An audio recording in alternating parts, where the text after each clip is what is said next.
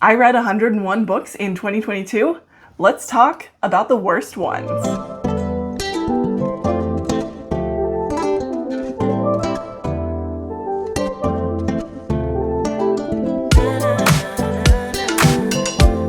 Hello fellow readers, book lovers, and whoever else is watching this. I'm Emily at Midnight. Welcome to my channel. I read 101 books in 2022. I already made a video talking about my highest rated books from 2022, so now I'm going to talk about my lowest rated books. I know the title of this video says the worst books of 2022, and I will be talking about what I consider to be the worst books that I read, but I want to preface this by saying I read a lot of really great books, so many books that I really loved. So I think it's important to state that worst is going to be a relative term here. It's all relative. For reference, I only marked one book with a 1-star rating throughout the entire year because I was purposefully going out of my way to read books that I wanted to read or that I'd heard good things about. And so luckily I didn't come across that many books that weren't great. So this list is going to include books that I didn't finish, hated, or was disappointed by for some other reason. We will be covering my 5 lowest rated books. We'll start at the top and work our way down to that worst rated book. So with the first book that I was disappointed by in 2022, we have The Rainbow Fish. In my last year recap, I talked about a children's book that disappointed me, so I thought it would be fitting to cover a children's book that disappointed me again this year. So come along for the second installment of Emily Reads a Children's Book and Thinks Too Hard About It. This episode features The Rainbow Fish, which many children loved, and I probably did read as a child, but don't remember very well. It has pretty pictures and shiny scales that are fun to look at. Honestly, it's a cute little kid book, and overall it's a pretty fun book. The story follows a fish who has the prettiest scales. He has rainbow scales and shiny scales, and everyone loves his scales. Another one of the fishes asks him to give them a shiny scale, and the rainbow fish says no. Apparently all the other fishes hear about this and decide to ostracize the rainbow fish for being so rude.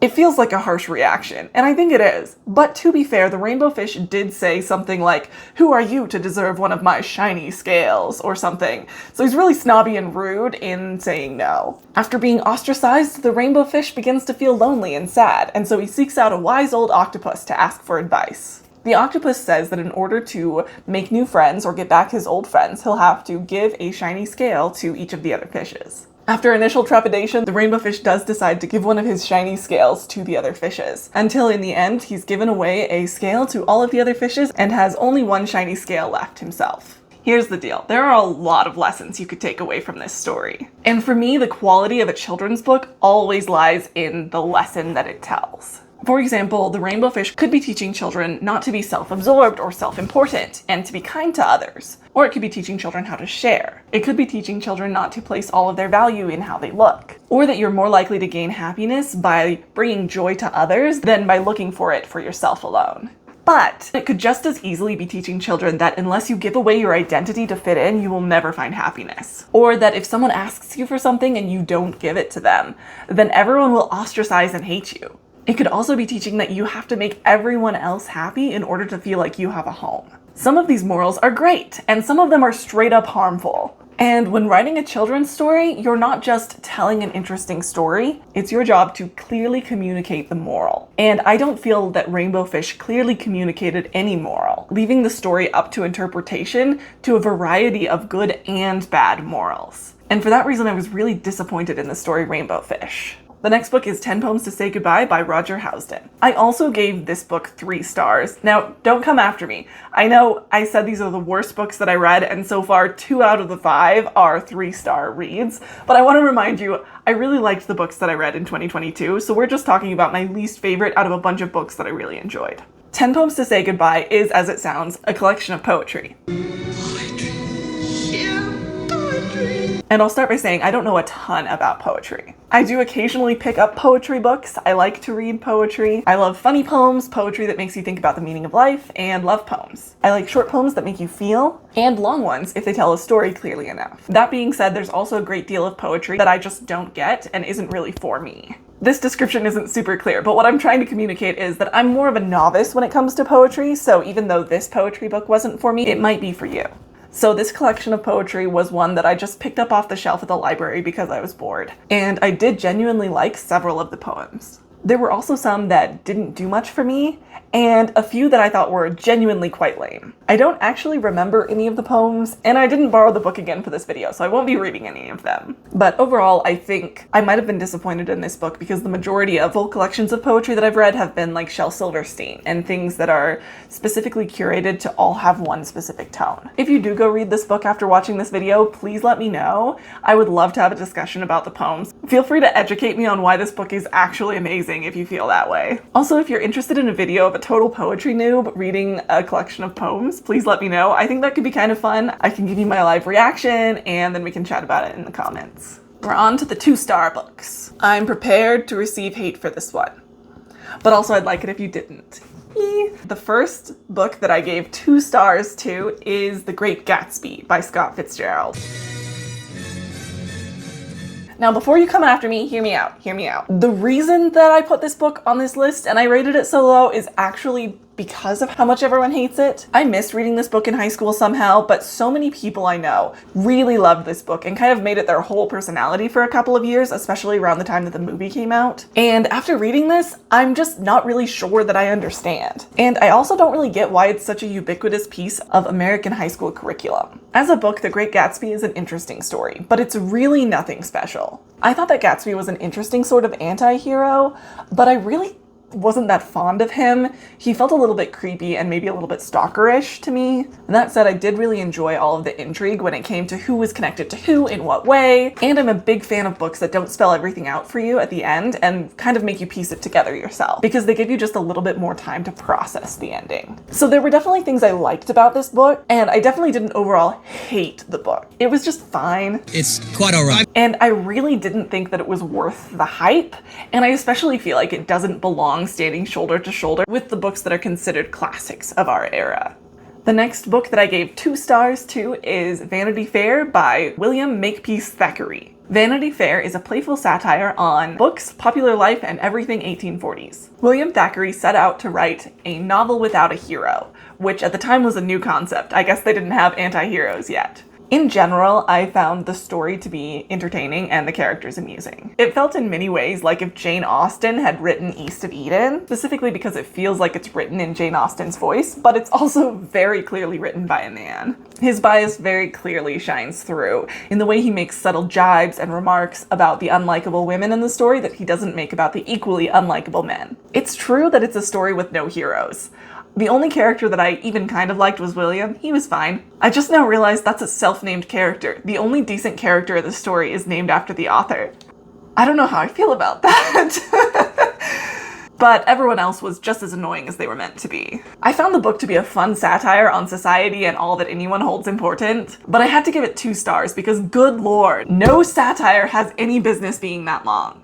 As I said, the story was interesting, but it was not interesting enough to keep reading it for that long. It was like Les Mis length, and Les Mis is abridged. At the time that I read it, I was still very much in the sunk cost camp of, I've already put this much time into this book, so I might as well finish it. And I hadn't really learned how to DNF a book yet. If I were to recommend this book to anyone, which honestly, if you're looking for a satire on daily life, even though it's a couple centuries behind, I think it does a decent job. So if I were to recommend it to anyone, I would recommend that they find an abridged version because, like I said, there was a lot to like about this book, but it dragged on for so long that it was really hard to stay with it.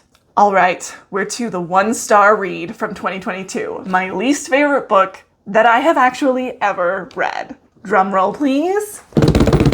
The Period Repair Manual by Lauren Bryden. I had this book recommended to me online. I want to give a big disclaimer before I describe this book. I'm not here to tell you what to do with your body or what kind of medicine will work for you. Go to a doctor for that. Go to an actual medical professional with a degree that you can verify knows things. I don't know things. If you're interested in more alternative types of medicine, you can find doctors and nurse practitioners with degrees who specialize in and focus on more alternative types of medicine, while also making sure that it's evidence-based and successful. So if that's what you're looking for, that's great. Just make sure that you go to someone who's actually studied that field and has the credentials to give you advice on the topic. In fact, I won't really be discussing the overall message of the book, namely that you shouldn't use hormonal birth control. Again, talk to your doctor, OBGYN, etc. to figure out what'll be best for your body and your life. What I will be talking about is how Laura approached the topic and addressed her audience. As I said earlier, this is the book that taught me how to DNF. I really disliked this book, and I ended up stopping at about 50% into the book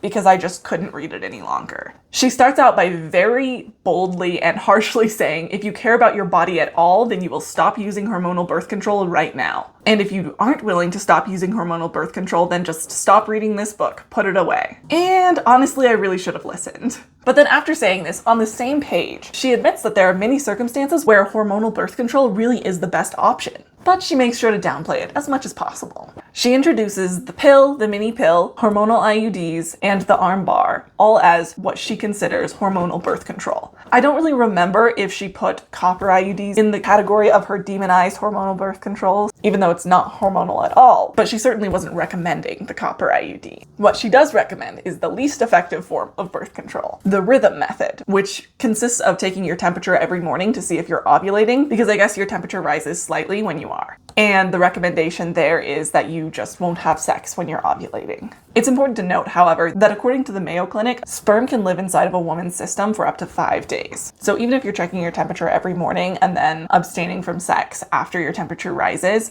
supposing you'd had sex anytime in the last 5 days before you start ovulating, you could become pregnant. Add on to that the fact that fairly few women have regular enough periods of ovulation to be able to reliably predict when you will ovulate next, and all of a sudden it starts to look like a lot less reliable of a system of birth control. Laura either doesn't know this or doesn't care to spread that information on, because she says that this method, when done well, is just as effective as any other form of birth control, which is irrefutably false. But what do I know? She then makes a fairly inflammatory mark that every doctor out there doesn't recommend it because none of them think you're smart enough to follow the rhythm method, but she knows you are. But despite how smart she thinks you are, she's constantly making snide remarks and quips about how her readers don't know or understand any of the important things, and overall just demeaning her audience and saying that they're not very intelligent. In the book, she goes on to say that hormonal birth control was just created to control women's bodies. What did he say? Which feels a little ludicrous to me. This book is also very shamey. It's constantly using the rhetoric that hormonal birth control is disrespectful to your body.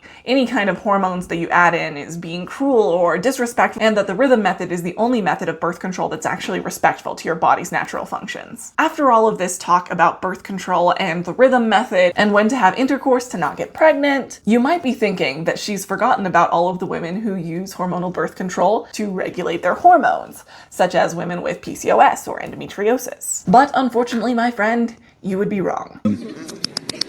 She did far worse than forget about those women. She spends a great deal of time telling women that hormonal birth control is putting their hormones out of whack and making their periods more painful, and she even goes so far as to say that it's giving women PCOS or endometriosis. She's totally ignoring the fact that women have these issues before they start taking hormonal birth control. Now, again, I'm not a medical professional, so I'm not telling you anything about whether hormonal birth control can manage these symptoms or have a positive or, as she says, negative effect on these symptoms. However, as a person with endometriosis, I can tell you that I much prefer being able to walk, eat, go to work, go to school, sleep, work out, and just generally not lie around in agony for 4 days straight when I'm on my period. And it's all thanks to hormonal birth control. So that's really all that matters to me. Overall, I think that you can talk about a subject like this and have an alternative perspective and still do it with respect and kindness, but that is not something that Laura achieved with this book. She approached the topic poorly by insulting the reader's intelligence, assuming negative intentions on the part of licensed medical professionals, and a couple of standout instances where she insinuated that if you use hormonal birth control that prevents ovulation, then you're not a real woman,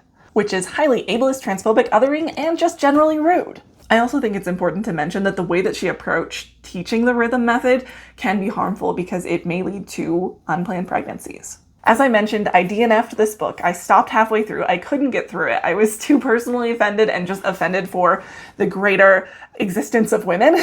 And I figured if it was that bad just halfway in, I really didn't want to know what happened in the second half. I felt completely talked down to and insulted the entire time that I was reading the book until I finally put it down. I really wish that I could have given this book 0 stars on Goodreads, but I had to put up with giving it just 1 star. Okay, that's all I have for you. Let me know down below if you've read any of these books and if you agree with my perspectives on them. Either way, let me know in the comments below. I would love to start a discussion about it. Also, feel free to follow my Goodreads, Insta, etc., all of which are Emily at Midnight and are also linked below. Thank you so much for watching. If you liked this video, please give it a like and subscribe while you're down there. Have a wonderful day, treat people with respect, and pick up a book. Because of how much everyone hates me? Nope. How much everyone hates it? But I had to give it 2 stars. Vanity Fair by William Makepeace Thackeray. His middle name is actually Makepeace. That's kind of great. That's like saying my middle name is Danger, but it's Makepeace. I am a peacemaker. Okay, I'm gonna stop. Bum, ba-dum, bum, bum, bum, bum.